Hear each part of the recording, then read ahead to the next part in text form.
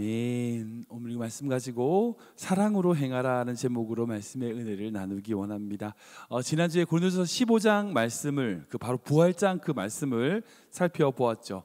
그리고 부활이 왜 존재하는지, 그 부활의 의미가 뭔지, 우리가 부활이 있음으로 어떻게 되는지, 그에 대한 부활의 쭉 말씀을 나누면서 마지막에 너희 수고가 헛되지 않다는 말씀을 가지고 왜 우리의 믿음이 허무하지 않는가, 왜 헛되지 않는가에 대하여 두 가지를 나눴습니다. 왜 우리 인생이 헛되지 않나, 우리의 믿음이 헛되지 않나, 우리의 수고가 헛되지 않나. 첫 번째는 하나님 우리에게 승리를 주시는 분이기 때문이라는 거예요. 인간의 승리가 아니라 하나님의 승리, 이 세상이 알지 못하는 하나님의 승리가 있다는 거예요. 인간적으로 보면요, 많은 일들이 있을 수 있지만 구불구불한 산등성 올라간다 생각해 보세요. 내려가기도 하고요, 비탈길이 있는 것 같아요. 그러나 그 길이 맞다면 결국 그 길을 걸어가면 산 정상에 오를 거예요. 우리에게 그 믿음이 있어야 된다는 겁니다. 그 두 번째, 우리에게 영원한 생명, 즉 우리에게 더 높은 가치가 있기 때문이라는 거예요. 영원한 생명이 있기 때문에 지금 우리의 삶에 손해 볼 수도 있고요, 우리 삶을 나눌 수 있습니다. 만약 이 세상이 전부라면 제일 불쌍한 게 우리라고 말씀드렸잖아요. 영원한 생명, 그 높은 가치가 있기 때문에 우리 그리스도인의 삶은 헛되지 않다는 거예요. 그리고 그렇게 헛되지 않는 우리의 믿음에 대하여 사도 바울은 분명히 선언하는 것을 보게 됩니다. 그리고 그 후에 그 고린도서 마지막 장의 16장에 이렇게 말씀하세요. 우리 1절 말씀 볼까요? 같이 읽겠습니다. 시작. 성도를 위하는 연보에 관하여는 내가 갈라디아 교회들에게 명한 것 같이 너희도 그렇게 하라. 아멘. 여기서 연보는 바로 헌금입니다. 헌금. 부활장을 마치고 나서 너희 수고가 헛되지 않다라고 말씀하신 이후에 사도 바울은 연보, 헌금에 관한 말씀을 하고 있어요. 왜 이러실까요? 왜 갑자기 헌금 얘기가 툭 튀어나오죠? 이 부분은요, 우리가 사는 삶의 현장에 있습니다. 여러분, 우리는 구름 위를 떠다니는 천사가 아니죠. 네, 아닙니다. 두 발을 땅에 딛고 사는 사람입니다. 그래서 우리는 구름 잡듯, 뜬구름 잡듯 그렇게 신앙생활하면 안 돼요. 즉 무슨 말이냐? 말로나 개념으로 믿는 게 아니라는 겁니다. 삶으로 믿어야죠. 즉 우리가 믿음으로 살아갈 때에 우리 삶이 헛되지 않다 말할 수 있습니다. 예, 말할 수 있어요. 근데 그렇게 말하는 것만으로 그치면 안 되는 거예요. 그런 삶이 동반되어야 된다는 거예요. 말이나 그렇게 개념으로나 그런 것으로 존재하는 것이 아니라 우리의 행동이나 실천, 이런 것으로 말미암아 우리의 믿음이 드러나게 된다는 거, 존재하게 된다는 거예요. 그래서 바울은 너희 수고가 헛되지 않다라고 선언한 이후에 그 믿음을 증명할 방법에 대하여, 연보에 대하여, 헌금에 대하여 말씀하고 있는 겁니다. 여기서 이제 연보가 왜 필요한가, 이 배경을 좀 살펴볼 필요가 있어요. 당시 그 중동 지역에 큰 기근이 발생을 했습니다. 특별히 예루살렘 지역, 그 예루살렘의 그 이스라엘 지역에 극심한 가뭄이 발생했어요. 그 당시 로마가 전체 제국을 지배하다 보니 식민지였던 이스라엘에 어떤 그런 기근이 발생하니까 자기들 스스로 어떻게 그 문제를 해결할 방법이 없어요. 근데 그 갈라디아 교회 지역은 약간 풍요로운 지역이었습니다. 거기는 약간 여유가 있었어요. 고린도 지역도 마찬가지였어요. 그러니까 그런 고린도나 갈라디아 교회의 성도들, 여유가 있는 그 성도들의 헌금을 통하여 예루살렘에 있는 교회들을 구제하고 돕기 위한 헌금이 필요한 상황이었던 거죠. 그러니까 그런 헌금을 통하여 한 교회, 하나님의 예수 그리스도의 몸된 교회로서 서로가 서로를 돕는, 서로를 세워주는 믿음의 증표가 필요한 시기가 바로 그 시기였다는 거예요. 그렇게 고통받았던 예루살렘 교회를 향한 헌금이 필요했고, 그 헌금을 함께 모든 초대교회가 모아서 전달해주는 그 사건이 바로 사도행전 14장 15장에 등장합니다. 근데 사도 바울은 이 헌금에 대하여 얘기하면서 두 가지를 말씀하고 있어요. 뭐냐면 첫 번째는 그 헌금을 급하게 하지 말라는 거예요. 2절 말씀입니다. 같이 읽어볼까요? 같이 읽겠습니다. 시작. 매주 첫날에 너희 각 사람이 수입에 따라 모아두어서 내가 갈 때에 연보를 하지 않게 하라. 아멘. 여기 말씀하신 매주 첫날이라는 건요, 바로 안식 후 첫날, 즉 주일을 의미합니다. 근데 이때부터 이제 안식일을 지키지 않고 주일을 지켰다는 것을 보여주는 중요한 사건이죠. 아무튼 이렇게 주일에 너희의 수입에 따라서 미리 헌금을 해서 모아두라고 말씀하는 거예요. 이 수입에 따라 헌금하는 것을 바로 어찌 보면 11조라고 할 수 있죠. 11조 생활을 하라는 거예요. 그리고 사도 바울이 도착했을 때에 사도 바울이 간 이후에 부랴부랴 그때 헌금하지 말고 미리미리 헌금해서 모아두라는 거예요. 1970년, 1980년 한국에 놀라운 부흥이 일어났죠. 근데 그 부흥의 역사 중에 대부분이 이제 부흥회라고 하는 이름으로 많은 부흥사들이 활동을 했습니다. 부흥사들이 했던 놀라운 업적들이 참 많이 있죠. 근데 문제점도 되게 많았어요. 당시 부흥회라고 하는 그 명분을 가지고 각 교회마다 막 집회를 했고, 그때는 뭐 전 어렸을 때니까 잘 모르지만 부흥회 포스터만 붙으면 사람들 다 모였다고 하더라고요. 그럼 그렇게 모이면 부흥 강사를 통해서 말씀도 듣고 은혜를 받았죠. 근데 그 부흥회에서 부흥 강사가 어떻게 했냐? 헌금을 강요했어요. 100만 원 헌금해서 일어서세요. 200만 원, 300만 원, 500만 원, 1000만 원. 와, 박수! 뭐 이런 식으로 은혜를 빙자해서 헌금을 강요하는 부흥사들이 굉장히 많았습니다. 그래서 부흥사가 한번 와서 휩쓸고 가면 뭐 성도들의 헌금이 뭐 바닥이 나고 뭐 그런 일들이 참 많이 있었다는 얘기를 제가 들었습니다. 그러다 보니 건전한 교회에서는 마땅히 헌금에 대한 설교를 해야 됨에도 불구하고 훈련시켜야 됨에도 불구하고 헌금 설교를 되게 주저하게 되죠. 그런 부흥사들과 동급으로 취급될까 봐. 사실 저한테도 그런 두려움이 있는 것 같습니다. 제가 사실 헌금 설교 잘 못해요. 근데 여러분들 기억하실 게 있어요. 기억해야 될 게 있어요. 그게 뭐냐면 헌금은 누가 강요하거나 누가 하라고 해서 하는 게 아니에요. 그잖아요. 하나님의 소명입니다. 누가 시키니까 하고 누가 안 시키냐 하면 안 하고, 누가 보니까 하고 누가 안 보니까 안 하고, 여러분 그게 아니죠. 주님을 사랑하는 마음으로 해야 되는 게 헌금이잖아요. 특별히 이제 어떤 성도님들 중에 그런 분들이 있어요. 일상적인 헌금, 11조든지 일상적인 헌금을 하지 않아요. 근데 특별한 일이 생기면 엄청 헌금을 하시는 분들이 있어요. 제가 목회해 보니까 그렇더라고요. 그런 분들 중에서 이제 뭐 특별한 일이 있어도 헌금 안 하는 분들이 보다는 낫죠. 그런 보다는 낫지만 성숙된 믿음이라고 할 수 없어요. 교회 일이 있다고 헌금하고 교회 일이 없으니까 돈 평생이나 헌금 안 하고, 여러분 그런 자세는요 주님이 원하시는 자세가 아니에요. 사람에게 보이려는 거잖아요. 그 일에 내가 그만큼 헌신한다, 내가 그 일에 그만큼 내가 나타낸다, 여러분 그런 모습이잖아요. 여러분 그런 모습은 안 됩니다. 솔직히 누구나 사람들에게 인정받고 싶죠. 예, 그렇죠. 특히 자기가 물질이라고 하는 것이 자기가 가지고 있는 가장 귀한 것 중에 한 가지니까 그걸 드릴 때는 바울이 왔을 때 해야지, 여러분 그런 마음 들 수 있어요. 근데 바울이 왔을 때 헌금하면 그게 정말 하나님께 드리는 게 맞습니까? 바울은 인정할 수 있겠지만 정말 주님을 위하여 드리는 게 맞을까요? 그 사도 바울은 그걸 조심하라는 거예요. 나에게 보려고 하는 것이 아니라 하나님께 드리는 마음으로 정기적으로 꾸준히 모아서 헌금을 준비하고 그 헌금을 드리는 자세를 가지라는 거예요. 여러분 그렇게 헌금하는 것이 바로 헌금입니다. 꾸준한 헌금 생활이 돼야 돼요. 일 있을 땐 하고 일 없을 때 안 하고, 여러분 그런 건 정말 하나님이 원하시는 모습이 아니죠. 두 번째, 헌금에 대해서 뭐라고 말씀하냐면 바로 헌금이 은혜라는 거예요. 은혜. 우리 3절 말씀 볼까요? 같이 읽겠습니다. 시작.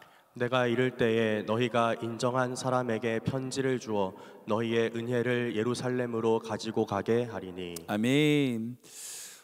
제가 아는 분이 이제 한국에 이제 교회에 아는 분의 큰 문제가 발생했어요. 바로 헌금 문제입니다. 헌금 사건이 터졌어요. 믿었던 장로님이 교회 헌금을 손을 대신 거예요. 일부의 돈을 개인적으로 사용하신 겁니다. 그 교회가 뭐 큰 교회도 아니고 시골 교회인데 그 문제로 인하여 교회 안에 많은 어려움이 생기고 그 섬기시는 담임 목사님과 사모님이 많이 힘들어하신다는 소식을 제가 접했습니다. 사실 이제 그런 종류의 헌금 사고 이야기는 뭐 흔히 들리는 이야기죠.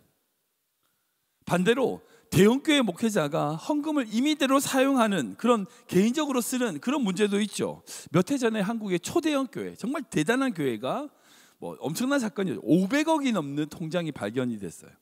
교회 재정에 들어있지 않는 500억, 말도 500억이 말이에요. 근데 그 돈은 교회 헌금이고 그걸 또 따로 떼가지고 모아놨던 헌금인데 목회자가 언제든지 임의로 사용할 수 있는 엄청난 돈이 있다고 해서 논란이 된 적이 있습니다. 아무튼 교회 안에 여러 종류의 헌금 사고와 재정 사고가 생기죠. 물질이라는 게 그만큼 위험한 것 같아요. 그래서 이제 목회자가 헌금을 강요하면 안 된다는 걸로 인식합니다. 그리고 대부분의 목회자들은 헌금에 어떻게 관여하지 않죠. 재정부는 따로 관여하고 목회자는 그걸 관리하는 차원에서만 하지 목회자가 절대 헌금을 손대거나 관리하지 하지 않습니다. 아무튼 그 헌금이 너무나 중요해요. 근데 그렇게 사고가 나는 이유를 보면서 왜 그런 문제들이 생길까? 바로 헌금이 은혜라고 하는 인식이 없기 때문이라는 거예요. 이거 말씀 보면 사도 바울이 분명히 선언하고 있습니다. 그 예루살렘, 기근에 빠져 있는 그 예루살렘을 위하여 고린도 교회가 헌금을 했죠. 모았어요. 그리고 그 헌금을 들고 가져다 줍니다. 그 인정한 사람, 헌금을 관리하는 사람을 통하여 가져다 주겠다는 거예요. 중요하죠.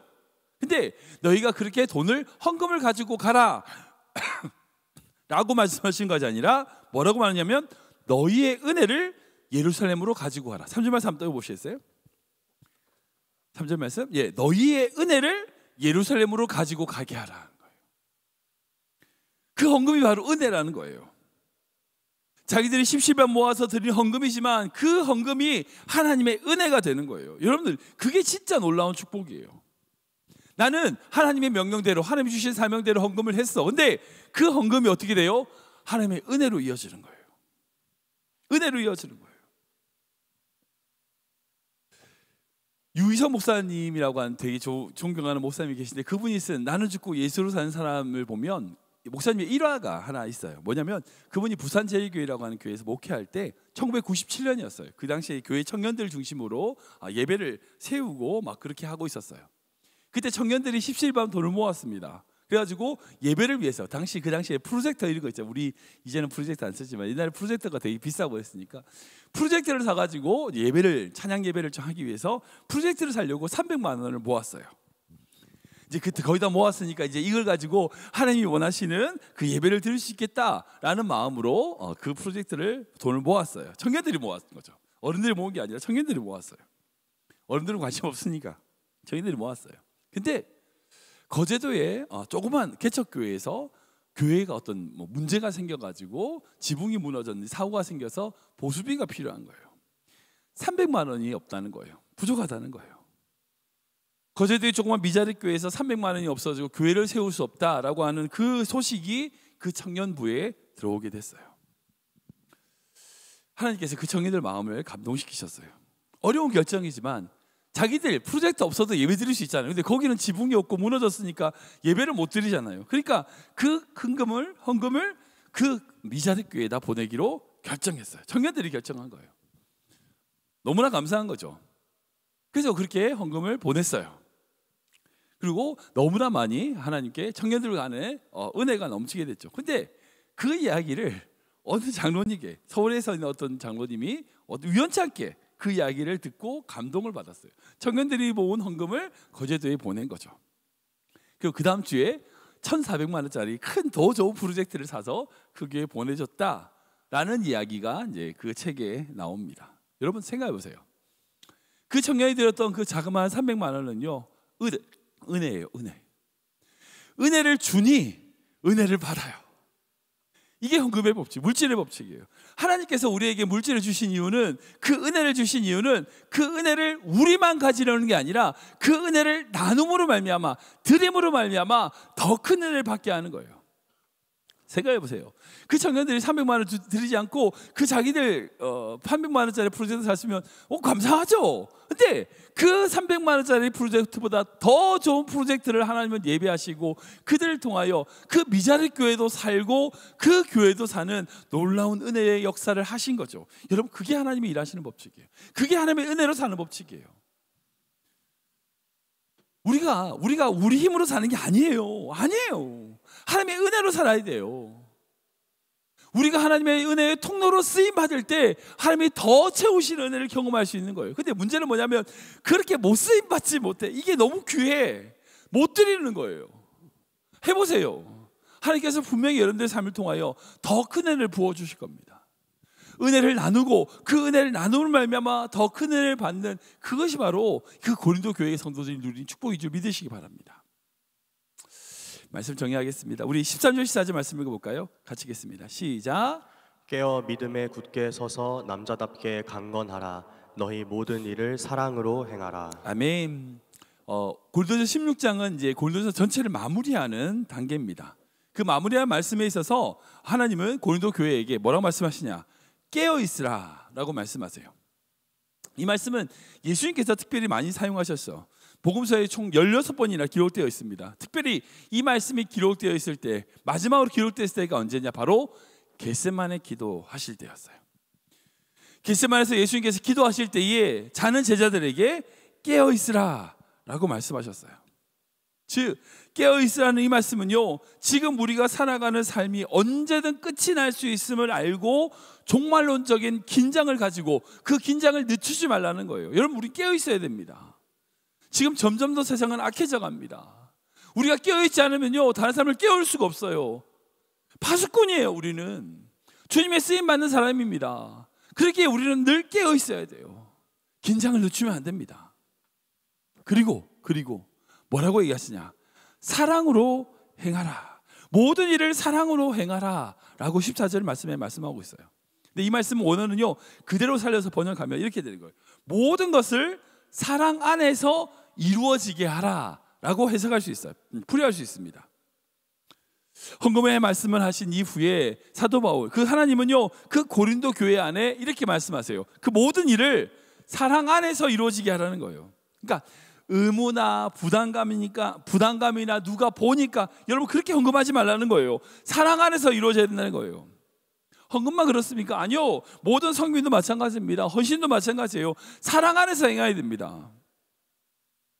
우리 교회 성경 같은 경우, 특히 식당 성경 같은 경우 다 자원이잖아요. 의무가 없어요. 다 자원으로 하는 겁니다. 여러분, 그게 저는 맞다고 생각해요. 누가 시켜서 하는 게 아니라 자기에게 주신 마음, 기쁨으로 섬기는 거죠. 여러분, 그렇게 사랑으로 행할 때에 그 교회가 아름다운 교회가 되는 거죠. 예수님의 십자가도 마찬가지예요. 사랑으로 행하신 겁니다. 우리가 져야 될 십자가도 마찬가지입니다. 사랑으로 행해야 되는 겁니다. 저는 삶 속에 정말 다른 어떤 것보다도 사랑으로 행함으로 말미암아 깨어 하나님이 기뻐하시는 은혜의 통로가 되는 귀한 믿음의 성도 되시길 주님으로 축원합니다.